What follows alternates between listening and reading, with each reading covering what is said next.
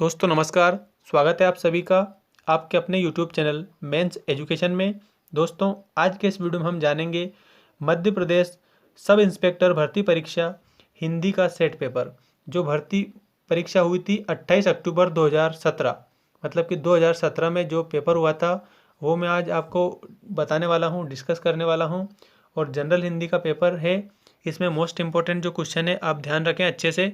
और ये भी आपको इस सेट पेपर के माध्यम से जानने को मिलेगा कि जो MPSI है उसमें किस प्रकार की हिंदी पूछी जाती है। तो आइए स्टार्ट करते हैं हम पहले क्वेश्चन से।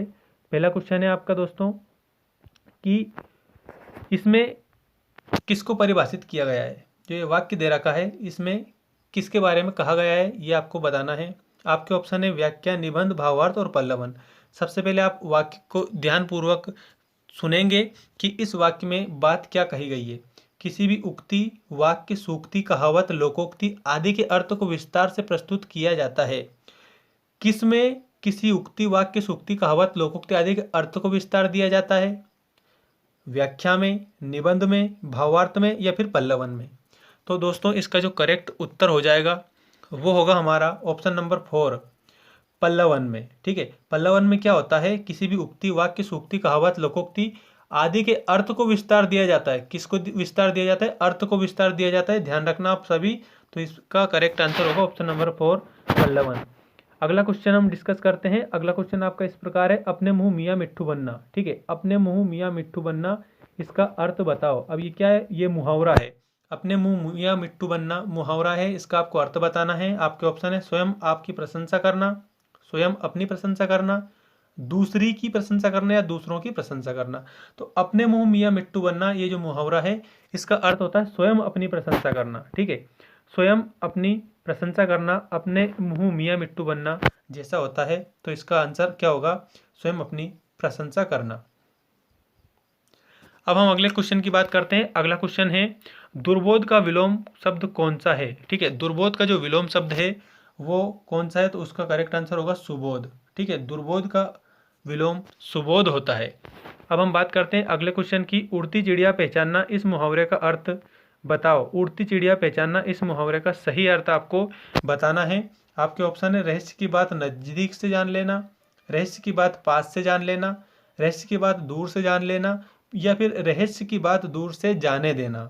तो उड़ती चिड़िया पहचानना, इसका जो अर्थ होता है रहस्य की बात दूर से जान लेना। ठीक है, तो ऑप्शन नंबर 3 हमारा इसमें क्या होगा? करेक्ट होगा। उड़ती चिड़िया पहचानने का अर्थ होता है रहस्य की बात को दूर से जान लेना। अब हम बात करते हैं अगले क्वेश्चन की, उसने अनेकों ग्रंथ लिखे। आप इसको ध्यानपूर्वक देखें, सुने, अच्छे से समझें।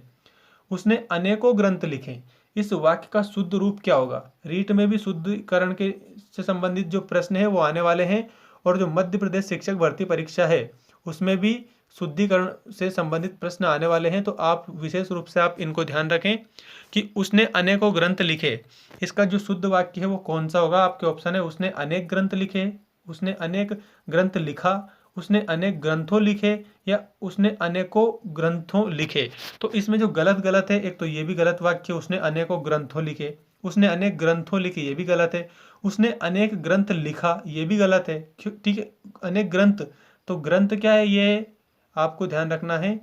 तो इसका जो करेक्ट आंसर होगा वो तो हो जाएगा ऑप्शन नंबर 1, उसने अनेक ग्रंथ लिखे। तो ग्रंथ एक बहुवचन शब्द है, ये भी आपको ध्यान रखना चाहिए। ठीक है, बहुवचन शब्द है, मतलब यहाँ पे एक वचन दर्शा रहा है, ये तो ये गलत होगा। ठीक है, तो उसने अनेक ग्रंथ लिखे, तो इसका जो करेक्ट आंसर होगा अनेकों ग्रंथ लिखे का ऑप्शन नंबर 1। नेक्स्ट क्वेश्चन की हम बात कर लेते हैं, उसने संतोष का सांस ली, इस वाक्य का शुद्ध रूप क्या होगा?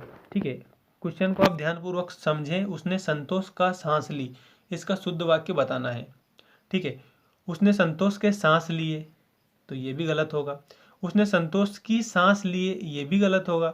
उसने संतोष को सांस लिए ये भी गलत होगा। तो ऑप्शन नंबर 4 हमारा करेक्ट होगा कि उसने संतोष की सांस ली। ठीक है, उसने संतोष की सांस ली, ये करेक्ट होगा ऑप्शन नंबर 4।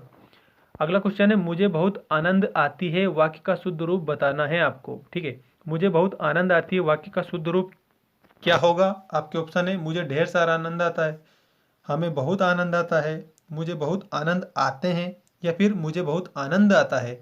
तो इसका जो करेक्ट आंसर होगा मुझे बहुत आनंद आती है, इसका आएगा मुझे बहुत आनंद आता है। ठीक है, करेक्ट आंसर क्या होगा? ऑप्शन नंबर 4, मुझे बहुत आनंद आता है। अगला क्वेश्चन है हमारा अश्लील का विलोम। ठीक है, अश्लील का आपको विलोम बताना है। आपके ऑप्शन इस प्रकार है, नैतिक, श्लील, शालीन या फिर शील। अश्लील का आपको विलोम बताना है। ऑप्शन है नैतिक, श्लील, शालीन या फिर शील। विलोम शब्द पूछा है। विलोम शब्द ऐसे शब्द होते हैं जो किन्हीं शब्दों का विपरीत अर्थ प्रदान करते हैं। ठीक है, विपरीत अर्थ अगर प्रदान कर रहा है तो हम कह सकते हैं कि विलोम शब्द है। और यदि एक से अधिक अर्थ प्रदान कर रहा है तो वहां पर पर्यायवाची शब्द होता है। लेकिन इसमें विलोम शब्द पूछा है, अश्लील का विलोम होगा दोस्तों श्लील। ठीक है, अश्लील का विलोम क्या होगा? तो ऑप्शन नंबर सेकंड हमारा करेक्ट करना है आपको। अश्लील का विलोम होता है श्लील। इसके बाद में अगला क्वेश्चन है, मीडिया मीमांसा पत्रिका कहाँ से प्रकाशित होती है? मीडिया मीमांसा जो पत्रिका है ये कहाँ से प्रकाशित होती है? तो आपका ऑप्शन है भोपाल, रीवा, मांडला या उज्जैन। तो जो मीडिया मीमांसा पत्रिका है ये भोपाल से प्रकाशित होती है। भोपाल से प्रकाशित होती है, तो ऑप्शन नंबर फर्स्ट हमारा करेक्ट होगा, मीडिया मीमांसा पत्रिका भोपाल। इसके बाद में अगला क्वेश्चन है, नी उपसर्ग से बना शब्द कौन सा है? ठीक है, अब आपको नी उपसर्ग से बना शब्द बताना है। उपसर्ग ऐसे शब्द होते हैं जो किन्हीं शब्दों के प्रारंभ में लगकर उसके अर्थ में चमत्कार उत्पन्न कर देते हैं। ठीक है, तो इसमें नी उपसर्ग से जो निर्मित शब्द है वो आपको इसमें बताना है। तो नी उपसर्ग से बना शब्द आपके ऑप्शन है निराकार, निरंकार, निदर्शन या फिर नीच। तो नी उपसर्ग से जो बना शब्द होता है वो होता है निदर्शन। ठीक है, ऑप्शन नंबर 3 हमारा इसमें करेक्ट होगा। नी उपसर्ग से बना शब्द क्या है? तो आपको याद रखना है कि निदर्शन नी उपसर्ग से बना शब्द है। ऑप्शन नंबर 3 हमारा इसमें करेक्ट होगा। इसके बाद में हम बात करते हैं अगले क्वेश्चन की, नाभिकीय भौतिकी पारिभाषिक शब्द। ठीक है, नाभिकीय भौतिकी पारिभाषिक शब्द किस क्षेत्र में बोला जाता है? प्रशासन, विज्ञान, शिक्षा या फिर वाणिज्य। तो नाभिकीय भौतिकी जो शब्द है ये विज्ञान के अंतर्गत आता है। किसके अंतर्गत आता है? विज्ञान के अंतर्गत आता है। तो आपको ध्यान रखना है कि नाभिकीय भौतिकी शब्द इसमें पारिभाषिक शब्दावली में आएगा विज्ञान। ठीक है, ऑप्शन नंबर सेकंड। इसके बाद में अगला क्वेश्चन है हमारा, इन पंक्तियों को पढ़कर आपको उत्तर देना है। ठीक है, माली आवत देखकर कलियन करी पुकार, फूले फूले चुन लिए काली हमारी बार। तो आपके ऑप्शन है अतिशयोक्ति अलंकार, समासोक्ति अलंकार, अन्योक्ति अलंकार या फिर वक्रोक्ति अलंकार। अब जो अतिशयोक्ति अलंकार है वो होता है किसी भी चीज को बढ़ा चढ़ाकर वर्णन किया जाता है तो वहां पर अतिशयोक्ति अलंकार होता है। ठीक है, तो इसमें आपको ऑप्शन करेक्ट बताना है दोस्तों, अन्योक्ति अलंकार। ठीक है, इसका करेक्ट आंसर क्या होगा? अन्योक्ति अलंकार। जहां पर किसी अन्य की उक्ति हो, जैसे माल्यावत देखकर कलियन करी पुकार, फूले फूले चुन लिए काली हमारी बार, तो यहाँ पर अन्योक्ति अलंकार है। अब अगला प्रश्न है, इसमें आपको छंद बताना है। क्या बताना है आपको? इसमें छंद बताना है। श्री रामचंद्र कृपालु भजमन हरण भव भय दारुणम, नव कंज लोचन कंज मुख कर पद कंजुरा, नव कंज लोचन कंज मुख कर कंज पद कंजारुणम, कंदर्प अगणित अमित छवि नव नील नीरज सुंदरम, पटवीत मानव तडित रुचि सुचि नौमि जनक सुतावरम। आप इस पंक्तियों को अच्छे से पढ़ें और इसका आपको क्या बताना है कि छंद कौन सा है वो बताना है। तो हरिगीति का छंद, उलाला छंद, रोला छंद या फिर गीति का छंद। तो इसका जो करेक्ट आंसर होगा वो होगा हरिगीति का छंद। इसका जो करेक्ट आंसर होगा वो क्या होगा? हरिगीति का छंद। इसके बाद में नेक्स्ट क्वेश्चन है हमारा, रे मन हरि भज विषय तजी, सजी सत संगति रेन दिनु, और काटत भव के फंद को राम बिनु। ठीक है, और न को राम बिनु। तो इसका जो करेक्ट आंसर है वो होगा उलाला छंद। उलाला छंद इसमें करेक्ट होगा। पंक्तियां हैं, रे मन हरि भज विषय तजी, सजी सत संगति रेन दिनु, और काटत भव के फंद को और न को राम बिनु। तो इसमें आएगा हमारा उलाला छंद। अगला क्वेश्चन है, निम्न ये अलंकार बताना है आपको, कौन द्वार पर राधे में हरि। ठीक है, तो यहाँ पर दो अर्थ निकल रहे हैं, ये भी ध्यान रखना है। कौन द्वार पर राधे में हरि, एक हरि का मतलब तो क्या होता है? स्वयं हरि, हरि मतलब ईश्वर, और एक होता है बंदर।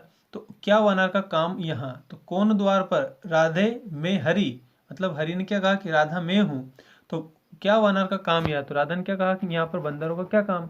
तो इसका जो करेक्ट आंसर होगा वो होगा वक्रोक्ति अलंकार। क्या होगा? वक्रोक्ति अलंकार होगा। इसके बाद में अगला क्वेश्चन है जलज और जलद का अर्थ बताना है। काय का अर्थ बताना है आपको? जलद और जलज का।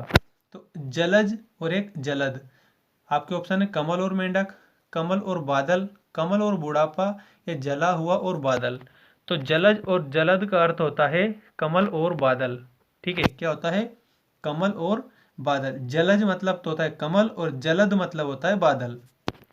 अगला क्वेश्चन है कुमुद आकर चली गई, इसको संयुक्त वाक्य में आपको बदलना है। कुमुद आकर चली गई को किस में बदलना है? संयुक्त वाक्य में बदलना है। आपके ऑप्शन है कुमुद आते ही चली गई, आई कुमुद और चली गई, कुमुद आई और चली गई, या फिर कुमुद चली गई और आई।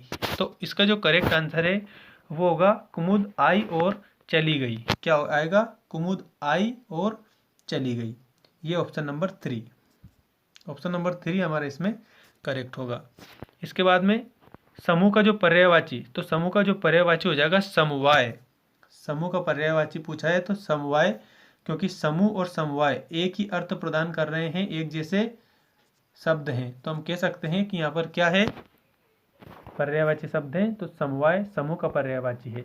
अब अगला जो प्रश्न है वो पत्रिका का नाम पूछा है। समरलोक पत्रिका कहाँ से प्रकाशित होती है? भोपाल, झांसी, कालपी, या फिर कानपुर। तो जो समरलोक पत्रिका है वो भोपाल से प्रकाशित होती है। भोपाल से प्रकाशित होने वाली जो पत्रिका है वो समरलोक पत्रिका है। नेक्स्ट क्वेश्चन है हमारा सत्र पारिभाषिक शब्द किस क्षेत्र में बोला जाता है? सत्र पारिभाषिक शब्द प्रशासन, विज्ञान, शिक्षा, या फिर वाणिज्य। तो जो सत्र है ये प्रशासनिक शब्द है। कौन सा शब्द है? प्रशासनिक शब्द है। जो सत्र पारिभाषिक शब्द किस क्षेत्र में बोला जाता है? अगला क्वेश्चन है हमारा, तो ये है इसका आंसर शिक्षा। सत्र पारिभाषिक शब्द शिक्षा के रूप में बोला जाता है। इसके बाद में सवा और सभा का अर्थ क्या होता है? ठीक है, तो सवा ये तो होता है इसका अर्थ, और आपको बताना है सभा का भी अर्थ। सवा और सभा का अर्थ बताना है एक का चौथाई और शुभ, एक का चौथाई और सुबह की हवा, एक का चौथाई और समुद्र का किनारा, या फिर एक का चौथाई और सुबह। तो जो सवा है और सभा है इसका अर्थ होता है एक का चौथाई और सुबह की हवा। ठीक है, एक का चौथाई और सुबह की हवा सवा और सभा का अर्थ है। इसके बाद में अगला क्वेश्चन है संक्षेपण करते समय ध्यान रखना चाहिए कि हमें संक्षेपण करते समय किस बात का ध्यान रखना चाहिए? वो अपने शब्दों में ही किया जाए, वो अर्थों में ही किया जाए, वो दूसरों के शब्दों में ही किया जाए, या वो सब बहुत शब्दों में ही किया जाए। तो जो संक्षेपण है वो होता है अपने शब्दों में किया जाता है। ठीक है, संक्षेपण अपने शब्दों में ही किया जाए, तो ऑप्शन नंबर फर्स्ट हमारा इसमें करेक्ट होगा। अगला प्रश्न है समस्त का पर्यायवाची शब्द क्या होगा? समस्त। अब जो समस्त है इसका पर्यायवाची पूछा है। पर्यायवाची ऐसे शब्द होते हैं जो समान अर्थ प्रकट करते हैं, ठीक है, अनेक अर्थ भी देते हैं। तो आपको ध्यान रखना है समस्त, आखिल, निखिल या सामग्र। तो समस्त का जो पर्यायवाची होता है वो होता है निखिल। समस्त का पर्यायवाची क्या है? निखिल। तो ऑप्शन नंबर 3 हमारा इसमें करेक्ट होगा। नेक्स्ट क्वेश्चन है अंकुरब को खड़ी बोली में क्या कहते हैं? अंकुरब को, ठीक है, अंकुरब को जो खड़ी बोली में वो क्या कहते हैं? अंकुरित होना, अकड़ना, नीचे गिरना, या अंगड़ाई लेना। अंकुरब को खड़ी बोली में, तो इसका करेक्ट आंसर होगा अंकुरित होना। अंकुरब को खड़ी बोली में कहते हैं अंकुरित होना। ये ऑप्शन नंबर फर्स्ट हमारा इसमें करेक्ट होगा। नेक्स्ट क्वेश्चन है हमारा अघान को खड़ी बोली में क्या कहते हैं? अघान, अघान को खड़ी बोली में क्या कहते हैं?